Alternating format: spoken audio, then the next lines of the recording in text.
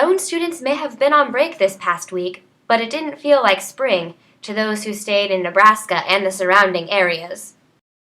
Snow was awful. It made me feel like it was in the middle of winter and not even close to spring break, and driving on it just sucked. It made all of the roads icy and people got stuck at home and just ruined everything. Flurries of snow all day Saturday resulted in an accumulation of about 3 inches the next day. We traveled to a couple of states around the Midwest, and we all know that you can't really plan for weather.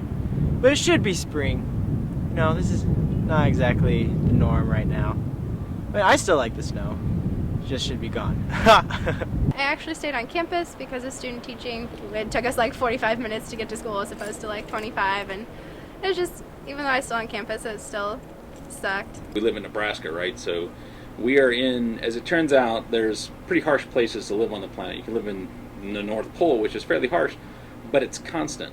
And you can live on the equator, which is hot, but it's constant. In fact, the hardest, toughest place to live is right where Nebraska is, so we get both extremes. And that means that when we have really warm air coming up from the Gulf, from a tropical storm or something moving down there, and really cold air coming from the north, we're going to end up with snow at really weird times of the year. So it's not unheard of. It's not particularly common. It used to be much more common than it is now. So what I would say is it's still well within the range of crazy events. Though the snow in March is not unheard of, Nebraska still may be suffering from climate change.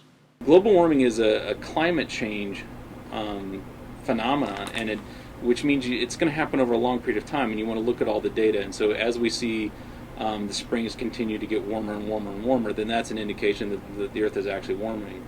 If it's a spike, 1-2 year spike, and then it levels back off, then that's some other sort of event. Nebraska gets the short end of the stick with global warming. Most of the global warming models put Nebraska in a pretty severe, mild to severe drought for the indefinite future. And that's what we're seeing actually, is that it's becoming drier and drier. For Doane Student Media, this is Hannah Bauer.